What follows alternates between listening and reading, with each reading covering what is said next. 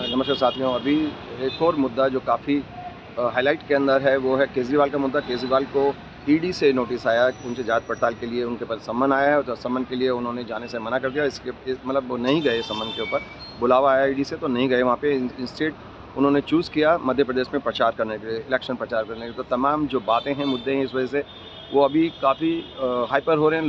लोग उसके ऊपर चर्चा कर रहे हैं कि क्या कानून से बड़े हैं केजरीवाल, क्या कानून से बड़े हैं, क्या ईडी कोई मैटर नहीं करता उनके लिए। फिर अभी दूसरी तरफ से ये भी कहा जा रहा है कि लोग ये बोल रहे हैं कि ईडी जैसी संस्थाओं का, सीबीआई, ईडी जैसी संस्थाओं का, एजेंसियों का मिसयूज़ करा जा रहा है सरकार के द्वारा, और लोगों को बेकसूर लोगों को तंग करने के लिए, हरास करने के लिए करा जा रहा है। इसके ऊपर काफ़ी चर्चा हो रही है। क्या केजरीवाल कोई संत हैं क्या वो ईमानदार आदमी हैं?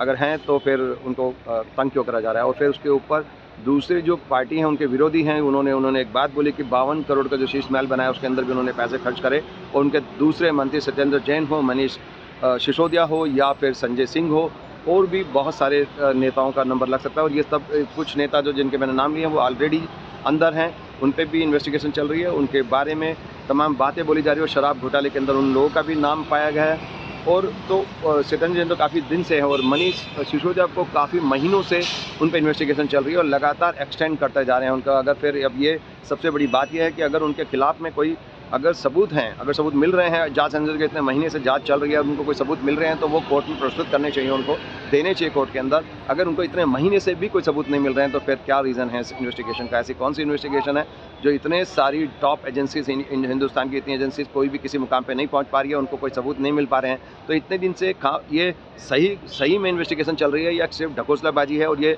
अरेस्ट करने की कोई ट्रिक है कि जो भी नेता उनके खिलाफ बोलता है उसके खिलाफ में इन्वेस्टिगेशन, ईडी की इन्वेस्टिगेशन शुरू करके उनको हराश करा जाए किसी भी तरह से? तो ये हकीकत में क्या है बेसिकली? कैसे जो मनीष सिसोदिया जी हैं वो क्या सचमुच उन्होंने कोई क्राइम करा है? तो इतने महीने कैसे लग गए जांच एजेंसी को? उनके पास सबूत क्यों नहीं आया? अगर आ गए हैं तो वो कोर्ट में क्यों नहीं दे रहे हैं? तो ये तमाम मुद्दे हैं जो जनता पूछना चाहती है, जनता सवाल पूछती है, जनता चारों तरफ ये विवाद होता है, डिबेट होता है, लोग बात करते हैं अपनी। तो कौन सही और कौन गलत ये वक्त आने में बताएंगे। लेकिन फिलहाल ईडी का जो नोटिस जो मिला था, उनको सम्मन मिला था, उसके लिए वो केजरीवाल जी नहीं गए, और उन्होंने मध्य प्रदेश में चुनाव प्रचार को प्राथमिकता दी।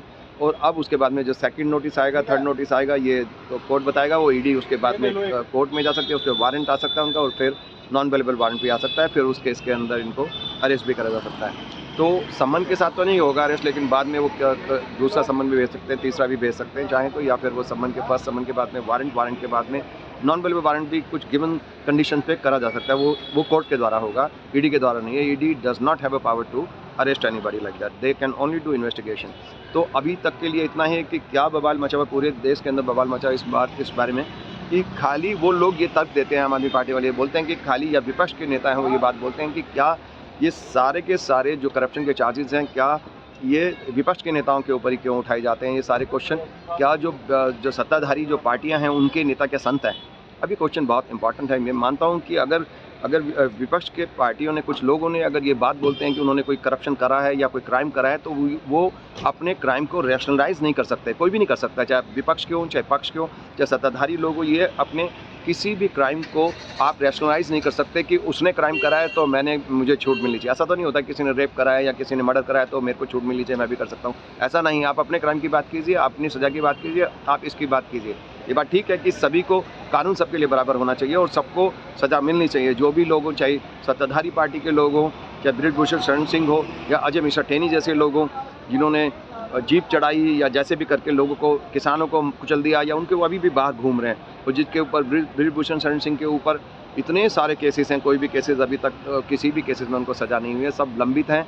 और ऐसे ही अभी 36 दिन तक पहलवानों ने धरना दिया था जंतर मंतर के ऊपर, उन्होंने इतने सारे आरोप लगाए थे और वो भी अभी लटके हुए हैं। और ऐसे तमाम और भी बहुत सारे नेता हैं बीजेपी के अंदर जिन्होंने क्राइम करा है, लेकिन अभी नैतिकता के आधार पे वो रिज़ाइन नहीं करते। लेकिन बीजेपी के तमाम लोग लगातार डिमांड कर रहे हैं केजरीवाल से इस्तीफा देने के लिए कि भाई ठीक है इस्तीफा, लेकिन इस्तीफा तो सभी पार्टियों के लिए होना चाहिए। वो तमाम कानून सबके लिए बराबर होने चाहिए, कानून सबके लिए बराबर है भी, लेकिन यहाँ पे चल नहीं रहा है। देश के अंदर कानून तो है ही नहीं। Democracy is turn into a चमचाक्रेसी। एक्चुअली जो जितनी चमचागिरी करते हैं सरकार की, उतना ही प्रमोशन मिलती है उसको, और जितने लोग उनको क्रिटिसाइज़ करते हैं उनको डाउन करा जाता है, उनके चैनल को बंद करा जाता है, रिपोर्टर के ऊपर अटैक करा जाता है, और जो भी उनके खिलाफ बोलता है उसके खिलाफ में एक्शन लिया जाता है और उनको कल्प्रिट घोषित एक क्रिमिनल घोषित कर दिया जाता है। ये नहीं होना चाहिए। एक सत्ता का दुरुपयोग नहीं होना चाहिए, एजेंसी का दुरुपयोग नहीं होना चाहिए। लेकिन कितना सही है बीजेपी की सरकार के अंदर, अभी मौजूदा सरकार के अंदर क्या सही क्या गलत है, जनता को जानने का हक है और जनता अपनी राय दे सकती है इस मुद्दे के ऊपर। अपने कमेंट के साथ आप अपनी बात कह सकते हैं। Thanks for watching. अभी तक के लिए इतना ही, और आगे जाके जो भी कोई अपडेट्स आएंगे will let you know. Thank you.